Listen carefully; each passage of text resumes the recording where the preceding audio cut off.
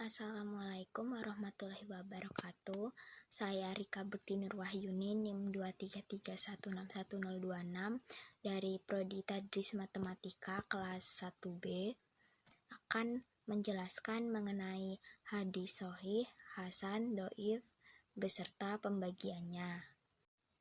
Hadis sahih adalah hadis yang sanadnya bersambung sampai kepada Nabi, diriwayatkan oleh perawi yang adil dan dhabit sampai akhir sanad, tidak ada syadz dan tidak ada ilat. Hadis sahih dibagi menjadi dua bagian, yaitu hadis sahih li dzatihi dan hadis sahih li ghairihi. Hadis sahih li dzatihi yaitu suatu hadis yang sanadnya bersambung dari permulaan sampai akhir, diceritakan oleh orang-orang yang adil, dhabit yang sempurna, serta tidak ada syadz dan ilat. Contohnya, telah menceritakan kepada kami Abdullah bin Yusuf, ia berkata, telah mengabarkan kepada kami Malik dari Ibnu Syihab, dari Muhammad bin Jubair bin Mut'im dari ayahnya, ia berkata, aku pernah mendengar Rasulullah dalam sholat maghrib membaca atur. Hadis riwayat Bukhari. Yang kedua yaitu hadis sahih li ghairihi, adalah hadis yang tidak memenuhi 5 kriteria hadis sahih secara sempurna. Misalnya, suatu hadis diriwayatkan oleh perawi yang adil namun dhabitnya tidak sempurna sehingga digolongkan dalam hadis hasan. Namun karena didukung oleh hadis lain yang semakna dengan jalur sanad lain yang kualitasnya sama atau lebih baik, maka naik menjadi hadis sahih. Contohnya, telah bercerita kepada kami Yahya bin Sa'id, ia berkata, telah bercerita kepada kami Bahs bin Hakim, ia berkata, ayahku telah menceritakan kepadaku dari kakekku, ia berkata, aku bertanya, wahai Rasulullah, siapakah orang yang aku harus paling berbakti kepadanya? Rasulullah Shallallahu Alaihi Wasallam menjawab, ibumu. Aku bertanya lagi, kemudian siapa? Rasulullah Shallallahu Alaihi Wasallam menjawab, kemudian ibumu. Aku bertanya lagi, lalu siapa lagi? Rasulullah Shallallahu Alaihi Wasallam menjawab, ibumu, kemudian ayahmu, yang kemudian yang paling dekat kekerabatannya denganmu dan yang di bawah itu. Hasan adalah hadis yang bersambung sanadnya, diriwayatkan oleh rawi yang adil, yang rendah tingkat kekuatan daya hafalnya, tidak rancu dan tidak bercacat.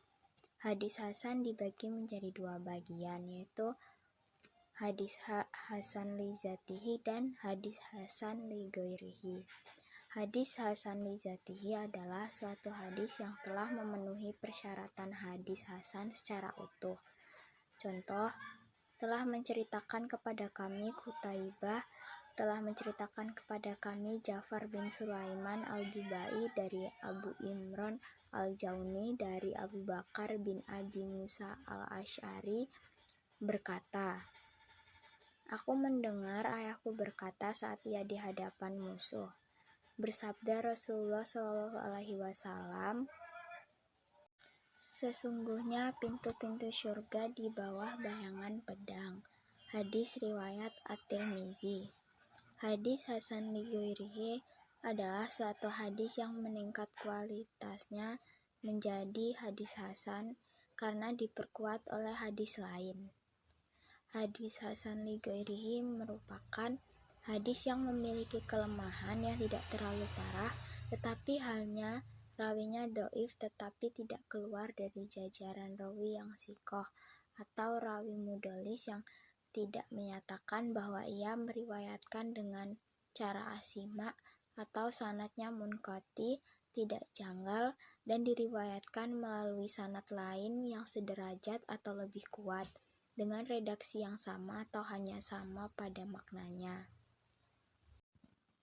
Contoh, dari Syu'bah, dari Asim bin Ubaidillah, dari Abdullah bin Amir bin Robiyah, dari ayahnya, bahwa seorang wanita dari Bani Fazarah menikah dengan mahar sepasang sandal. Maka Rasulullah SAW bersabda, "Apakah engkau merelakan dirimu sedangkan engkau hanya mendapat mahar sepasang sandal?" Wanita tersebut menjawab, "Ya." Maka Rasulullah SAW memperbolehkannya. Hadis riwayat Tirmizi. Hadis dhaif adalah hadis yang kehilangan salah satu syarat sebagai hadis makbul. Suatu hadis dikatakan dhaif apabila perawi hadis dituduh berdusta atau tidak adil. Perawi hadis lemah hafalannya, yaitu tidak dhabit. Sanad hadis terputus, terdapat keganjilan atau kerancuan, di dalamnya terdapat ilat yang merusak. Hadis dhaif karena masalah pada sanadnya, yaitu pembagiannya. Yang pertama, hadis mu'allaq, hadis yang sanadnya terputus dari awal sanadnya seorang rawi atau lebih. Yang kedua, hadis munqati, hadis yang sanadnya gugur seorang rawi atau dua atau lebih dengan syarat tidak berturut-turut. Lalu ada hadis mudal, yaitu hadis yang terputus di dalam sanadnya dua orang rawi atau lebih dengan syarat berturut-turut. Hadis mudalas berasal dari kata dalasa yang artinya menipu atau menyembunyikan. Hadis mudalas adalah suatu hadis yang diriwayatkan dengan cara yang seakan-akan hadis tersebut tidak mengandung cacat. Periwayatnya disebut mudalis, sedangkan perbuatannya disebut tadlis. Lalu ada hadis mursal, hadis yang disandarkan oleh tabi'in secara langsung kepada Nabi SAW tanpa menyebut nama sahabat yang meriwayatkan. Pembagian hadis dhaif yang kedua yaitu hadis dhaif karena masalah pada rawinya. Yang pertama ada hadis mudraj, hadis yang bentuk sanadnya diubah atau kedalamannya disisipkan atau dimasukkan sesuatu kata atau kalimat yang sebetulnya bukan termasuk bagian dari hadis tersebut tanpa adanya tanda pemisah. Yang kedua ada hadis maqlub, hadis yang terbalik atau tertukar matan atau sanadnya atau matan dan sanadnya sekalian, yang awal jadi akhir atau sebaliknya, baik sengaja maupun keliru. Selanjutnya hadis musahaf, hadis yang mengalami perubahan lafal ataupun makna, baik perubahan karena faktor pendengaran maupun penglihatan yang terjadi pada sanad atau matan.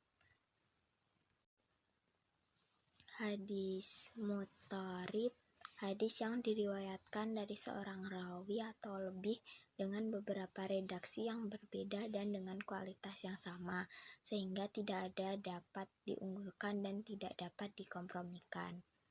Selanjutnya hadis mu'allal, hadis yang di dalamnya terdapat ilat atau kecacatan yang merusak kesahihannya, baik dalam sanad, matan maupun keduanya. Lalu ada hadis syadz, hadis yang diriwayatkan oleh rawi yang sikoh menyelisihi riwayat rawi yang lebih sikoh.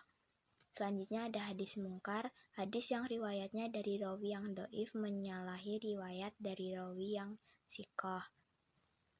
Dan ada hadis matruk, hadis yang rawinya dituduh berdusta atas nama Rasul atau hadis yang diriwayatkan oleh orang yang biasa berbohong. Yang terakhir ada hadis maudhu, yaitu hadis yang bukan bersumber dari Rasulullah melainkan perkataan atau perbuatan pihak-pihak tertentu dengan suatu alasan kemudian disandarkan kepada Rasulullah. Demikian yang dapat saya sampaikan mengenai hadis sahih, hasan, dan dhaif beserta pembagiannya. Kurang lebihnya mohon maaf. Wassalamualaikum warahmatullahi wabarakatuh.